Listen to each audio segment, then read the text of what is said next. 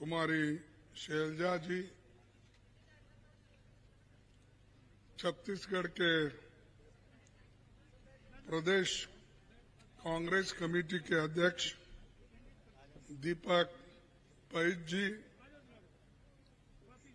जयसिंह अग्रवाल मंत्री छत्तीसगढ़, पुरुषोत्तम कैवार विधायक अभी प्रत्याशी हैं, फूल सिंह राठिया प्रत्याशी, दुलेश्वरी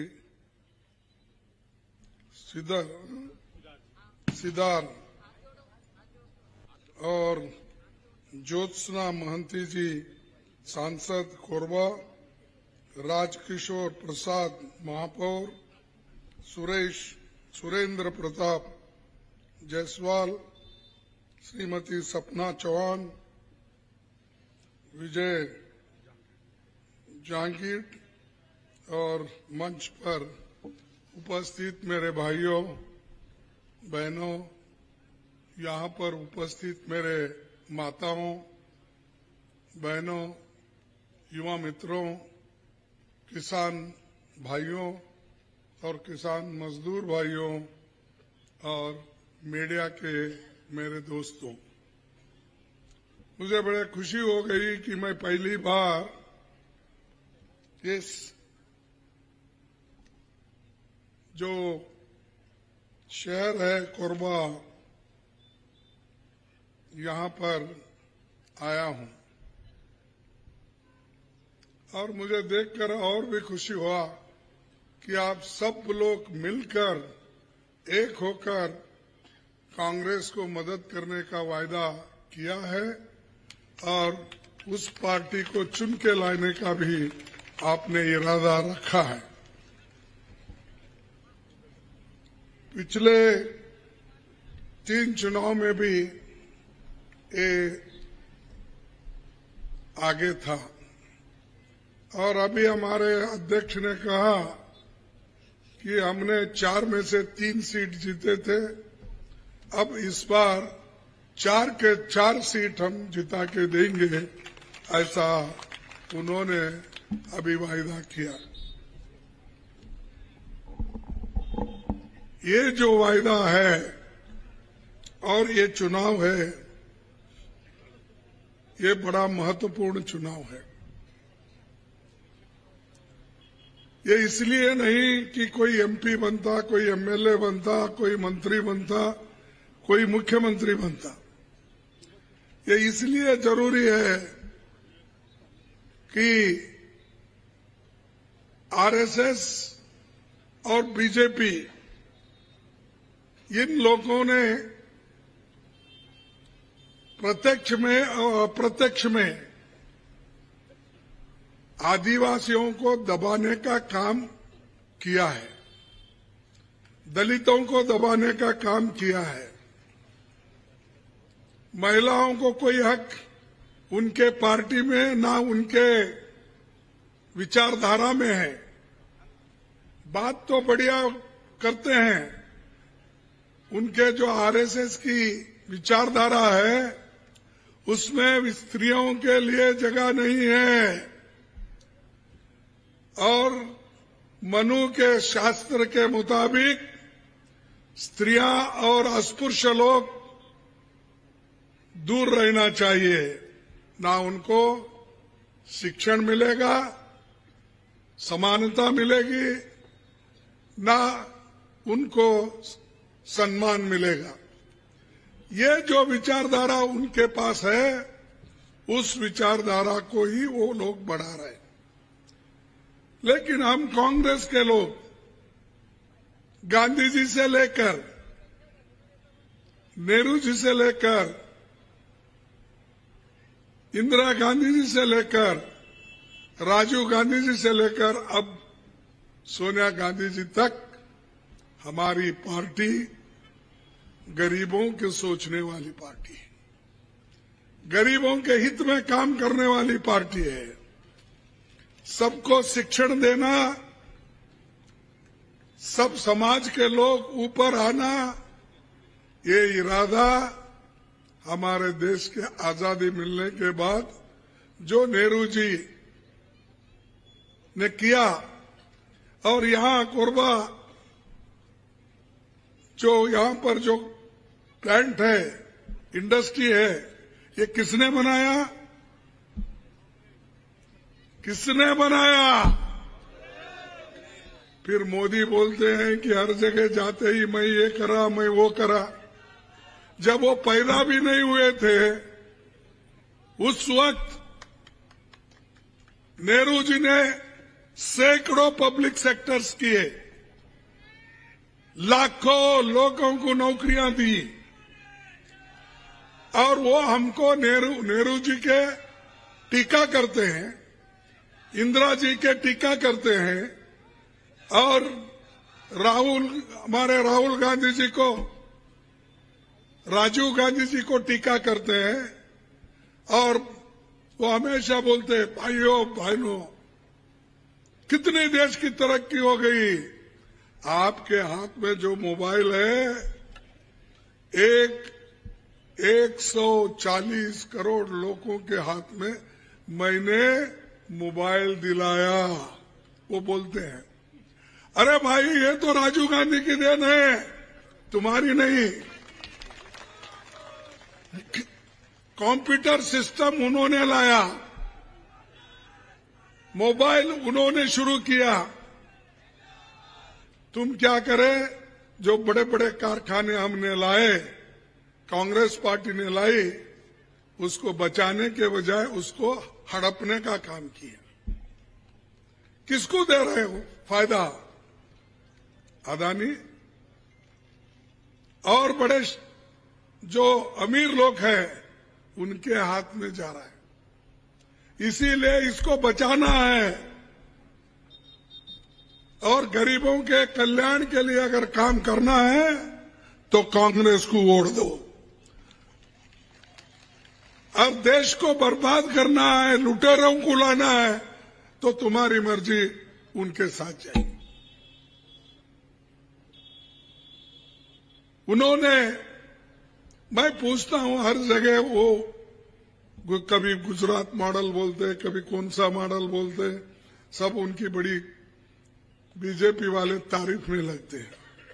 अभी आप इतने अच्छे काम किए हुए, तो मैं पूछता हूं, अहमदाबाद में आप 13.5 साल मुख्यमंत्री थे, 10 साल से प्रधानमंत्री हो,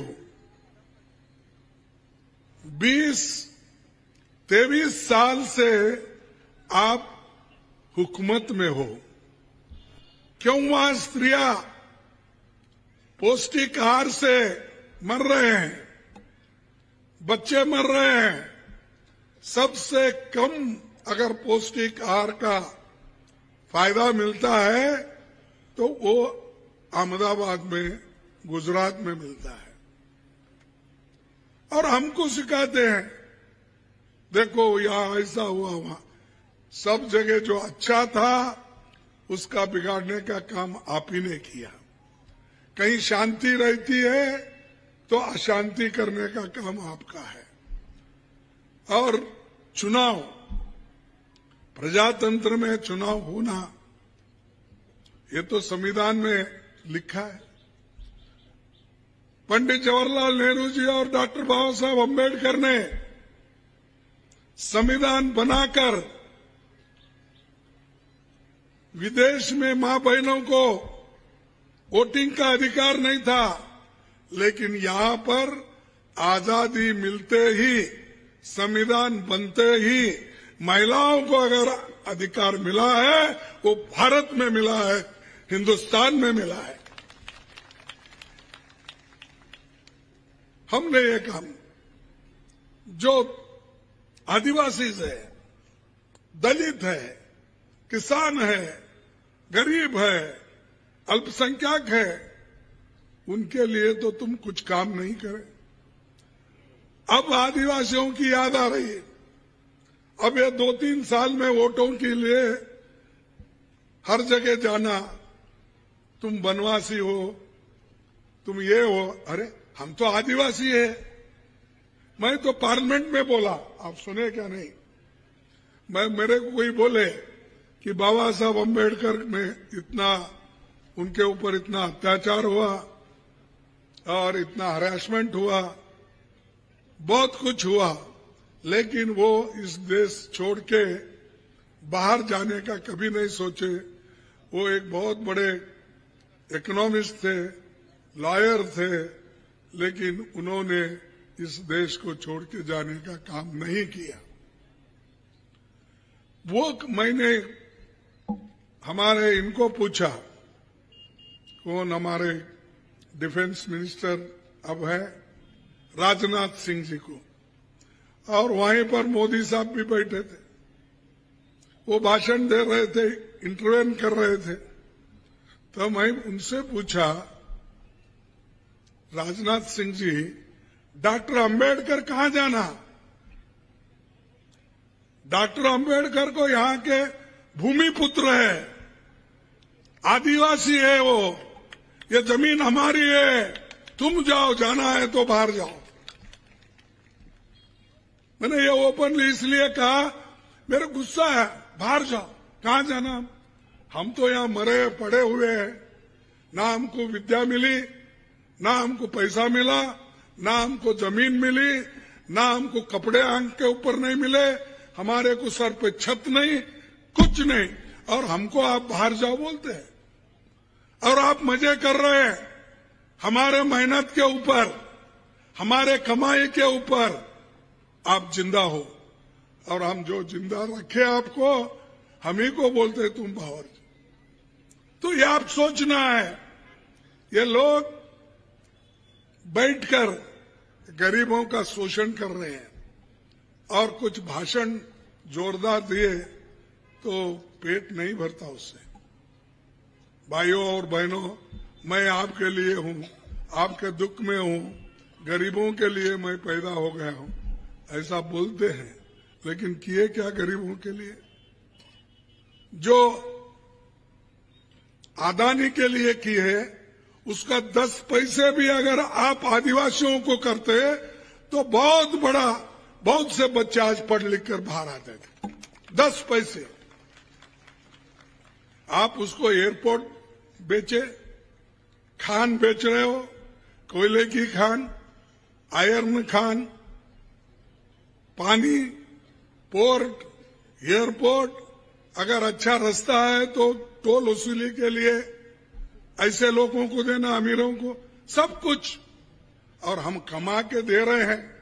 नेहरू जी कमा के बड़े बड़े आधुनिक मंदिर यानी कारखाने बनाए, तुम वो बेच के खा रहे हो आज। और हमको बोल रहे, कितने नए कारखाने आपने खोला, कितने नए पब्लिक सेक्टर खोला। पब्लिक सेक्टर बेचने के बाद वहां जो रिजर्वेशन मिलता था वो अब नहीं मिल रहा। पहले तो हमारे बच्चे किसी कारखाने में जाते थे, गरीब के बच्चों को जगह मिलता था, ऑफिसर्स को मिलता था, और काम पे भी वो लगा सकते। लेकिन आज वो कारखाना ही बंद हो गया, तो कहां जाना हो? ये किसी ना किसी तरह से ये गरीबों को सत्ता यानी काम से हटाना, और सिर्फ उन्हीं के लोग वहां बैठना। अब तो ऐसा शुरू हो गया है, सेक्रेटरीट जो दिल्ली में है, पार्लियामेंट सेक्रेटरीट, ये बड़े, वहां पर दूसरों को जगह ही नहीं है। वो जिनको चाहते हैं उन्हीं को नौकरी मिलती है। और नौकरी देते वक्त भी मोदी जी क्या करते मालूम है आपको? मोदी जी जो अपॉइंटमेंट करके, पहले आप बहुत से लोग यहां पर सरकारी नौकरी में होंगे, उनको मालूम है, क्या आपके नौकरी के अपॉइंटमेंट ऑर्डर देश के प्रधानमंत्री बांटते थे? अब सच बोलिए, वो अंडर सेक्रेटरी से टपाल में आता था, देखकर खुश होता था, लेता था। यहाँ खुद प्राइम मिनिस्टर एक 4,000 नौकरी दी है तो वो पूरा बांटते फिरते हैं। हाँ, दो नहीं, वो तो 2 करोड़ देने का वायदा किया था, वो तो अलग होगा। ये जो है नौकरियां जो 2,000-3,000 भी अगर रिक्रूट करते हैं, उसके पर्चा के जैसा सब कुछ बढ़ते रहता है। अरे वो तो काम है, काम वो है 30 लाख नौकरियां इस देश में खाली है, वो भर्ती करो। उसमें आदिवासियों को नौकरी मिलती है, दलितों को नौकरी मिलती है, प्रमोशन मिलता है और वो मजबूत होके अपने फैमिली का, अपने कुटुंब का, अपने बच्चों का पालन पोषण वो कर सकते हैं। लेकिन किसी को परमानेंट नौकरी नहीं मिलना, ये उद्देश्य से बीजेपी काम कर रही है, यही उद्देश्य से आरएसएस उनको सपोर्ट कर रही है। इसलिए भाइयों, आपके लिए लड़ाई हम लड़ रहे हैं। ये लड़ाई आपकी है। जो महिलाओं की बेइज्जती हो रही, दलितों की बेइज्जती हो रही है और नौकरियां नहीं मिल रहे हैं, और बाकी तो छोड़िए, अब छोटे छोटे ना दाल लो महंगा, तेल लो महंगा, प्याज महंगा और सब चीज महंगी। इनके क्यों कंट्रोल नहीं कर रहे? क्या बड़ी बात है ये? तो इतने महंगे हो गए हैं। कोई एक आदमी मुझे बोला, साहब मैं मार्केट में गया था, देख रहा था कहां सस्ता मिलता है, समझ के वो मंडी में फिर रहा था। जरा अच्छा एक दुकान देखा, वहां पर जरा लाल लाल ये अपने प्याज का ढेरा डाला हुआ था, उसको छूने गया तो वो बोला मत छुओ इसको, अगर तुम श्वास भी लेंगे उसका पैसे देना पड़ेगा, अगर उसका बांस भी लेंगे तो पैसे देना पड़ेगा, तो इसीलिए वो बहुत महंगा है, तुम जाओ। ऐसी स्थिति, अरे प्याज नहीं मिल रहा, दाल नहीं मिल रही, क्या सरकार बना रहे? और हर जगह जाके भाषण करते हैं। अरे म्युनिसिपैलिटी में भी जाते हैं तो भाषण करते हैं इलेक्शन का, जिला पंचायत में जाते हैं वहां भी भाषण करते हैं, एमएलए इलेक्शन में जाते हैं वहां भी भाषण करते हैं, एमपी इलेक्शन तो छोड़ो, ये मेरा इलेक्शन बोलते हैं, एमएलए इलेक्शन को भी ये कहते हैं मेरा चेहरा देख के वोट दो। जिला पंचायत के इलेक्शन में कहीं गए तो मेरा चेहरा देख के वोट दो। अब एमएलए इलेक्शन में भी तुम्हारा चेहरा देखना, एमपी इलेक्शन में भी तुम्हारा चेहरा देखना, जिला पंचायत और म्युनिसिपैलिटी में अगर तुम्हारा चेहरा देखना, कितने बार तुम्हारे चेहरे दिखाएंगे भाई? क्या हर जगह चीफ मिनिस्टर बनने वाले हो? कारपोरेशन इलेक्शन में मेयर बनने वाले हो? प्रधानमंत्री की जगह मिली है देश के सुरक्षित रखने के लिए, देश को मजबूत बनाने के लिए, महिलाओं को शक्ति भरने के लिए, बच्चों को विद्या देने के लिए, आंख पे कपड़े देने के लिए, सर पे छत देने के लिए, वो काम करो। वो सब छोड़ के हर जगह मैं हूं ना, मैं हूं ना, मैं हूं, क्या हर जगह तुम जिला पंचायत अध्यक्ष बनेंगे? हर जगह तुम चीफ मिनिस्टर बनेंगे? हर जगह तुम ही जाके अपना कॉरपोरेशन का मेयर बनेंगे? बताओ। और इसीलिए आप आजकल हर जगह जाते हैं तो भाई, क्योंकि वहां का बीजेपी का कैंडिडेट अगर गलत है, अगर वो काम नहीं करा, लोग जब गालियां देने शुरू करते हैं तब वो क्या कहते हैं, मेरे तरफ देखो, मेरी सूरत देखकर आप वोट दो, मोदी के लिए दो बोलते हैं। मोदी को कितने बार देना? 1 बार, 2 बार, 3 बार, बार बार मोदी को देख के तो ये दशा हमारी हो गई। नोटबंदी में सारे गरीब बर्बाद, और कहा 15-15 लाख आके गरीबों को बांटता हूं। कहा है भाई, मिला या 15 लाख आप लोगों को? नहीं मिला। प्रधानमंत्री बोले हैं, कैसा नहीं मिलता? आप लोग झूठ बोल रहे लेके। हाँ, नहीं, प्रधानमंत्री कैसा झूठ बोल सकता भाई? आप ही बोलिए। झूठ है। अच्छा छोड़ो, एक झूठ।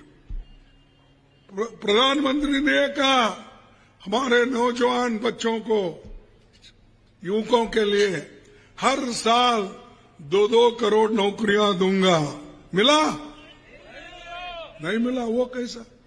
ये क्या बात कर रहे हैं आप लोग? देश का प्रधानमंत्री ऐसा झूठ बोलता है?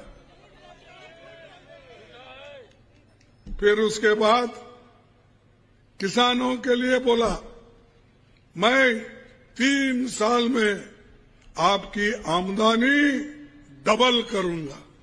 हो गई आपकी आमदनी डबल। अब ये झूठ तो मोदी झूठ बोल रहे या आप झूठ बोल रहे? क्या मैं पूछ रहा हूं वो सही है? बोलिए। तो ये इतने झूठ बोलने वाले झूठों के सरदार,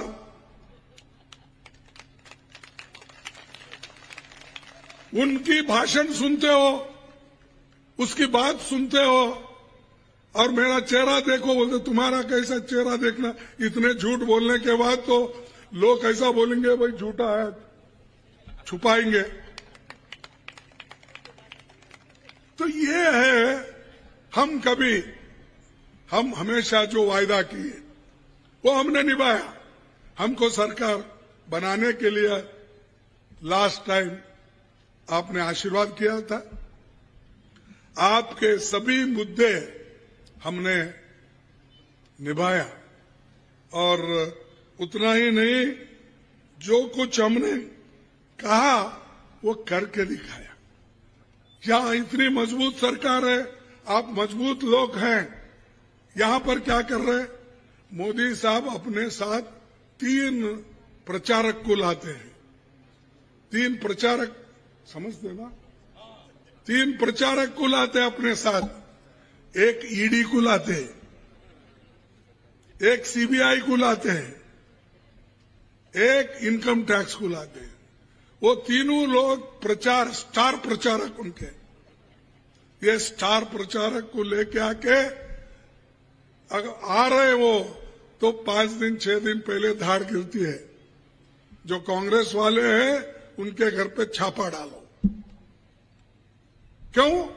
क्योंकि इलेक्शन ठीक नहीं होना और लेवल प्लेइंग ग्राउंड नहीं होना, ये उनका उद्देश्य है। और ऐसे आदमी को अगर आप वोट देकर फिर से उनकी सरकार यहां पर बसाएंगे, तो आदिवासी का जो शोषण हो रहा था वो शोषण चलेगा, दलितों का शोषण जो है वो चलेगा, गरीबों का शोषण चलेगा। तो आज हम थोड़ा कुछ ऊपर उठे हैं, वो इंदिरा गांधी जी के वजह से, नेहरू जी के वजह से, और आजादी दिलाने वाले महात्मा गांधी जी की वजह से। इनका तो कुछ भी नहीं है, ना आजादी दिलाने में हिस्सा लिए, ना काम करने में उन्होंने हिस्सा लिया, ना कारखाने बनाने में उन्होंने कोई कोशिश की, कुछ नहीं। सिर्फ उनको हुकूमत होना चाहिए। तो पहले तो हमारे रमन सिंह थे शायद 15 साल। अब आप ही देखिए 15 साल की उनकी हुकूमत, 5 साल की बघेल की हुकूमत, कांग्रेस की हुकूमत, कौन सी अच्छी है? तो आपके जोर नहीं आ रहा। तो 15 साल उन्होंने हुकूमत की, गरीबों के लिए कौन सा काम किया आप बोलिए। और हमने क्या किया वो बोलते हम। मेरे पास पूरी लिस्ट है यहाँ, लेकिन समय नहीं है, वो पूरा बोलने नहीं जाऊंगा। अब जो इस बार वायदा कर रहे हैं, और जो घोषणाएं हैं ये आप सबको मालूम है। पहले की तरह इस बार भी होगा किसानों का कर्ज माफ।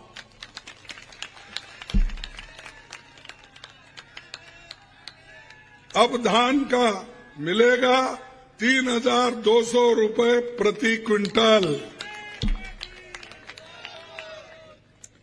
20 क्विंटल प्रति एकड़ धान खरीदी। बिजली 200 यूनिट तक फ्री।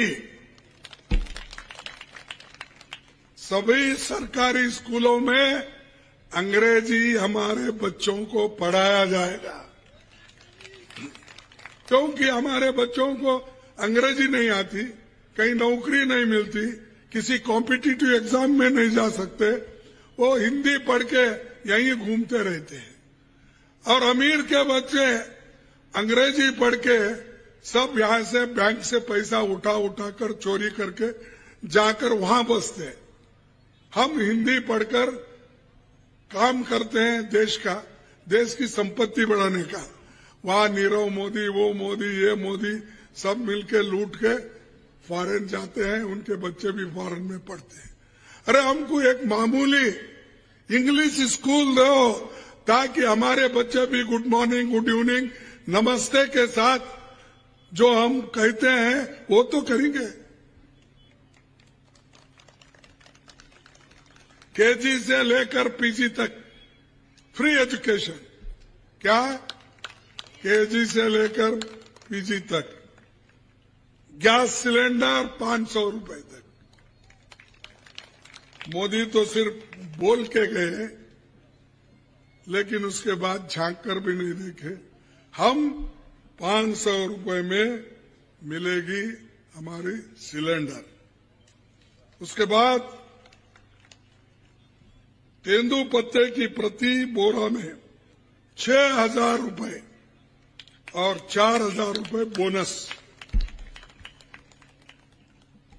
भूमिहीनों को मिलेंगे 10,000 रुपए प्रति वर्ष। जिनके पास जमीन नहीं है, लैंडलेस है, उनको 10,000 रुपए प्रति वर्ष मिलेगा। 17,50,000 गरीब परिवार को हम मकान देंगे। ये छोटे मोटे जो बिजनेस, जो जंगल में जो छोटे मोटे काम करने के लिए जो एमएसपी देते हैं, लघु वनोपजों की एमएसपी पर मिलेंगे अतिरिक्त 10 रुपए प्रति किलो। उसको भी 10 रुपए हमने ज्यादा बढ़ाया है।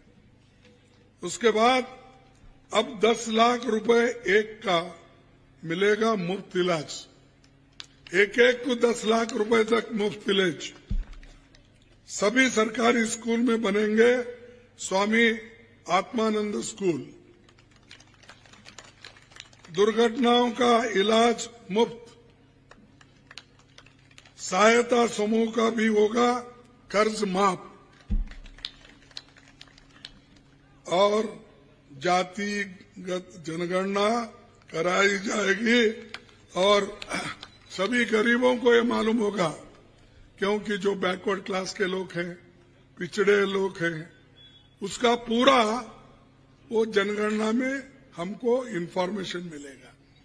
उससे ये मालूम होगा कौन से जाति में कितने लोग ग्रेजुएट है, कितने लोग पोस्ट ग्रेजुएट है, कितने लोग नौकरी में, सरकारी नौकरी में है, कितने लोगों की आमदनी क्या है।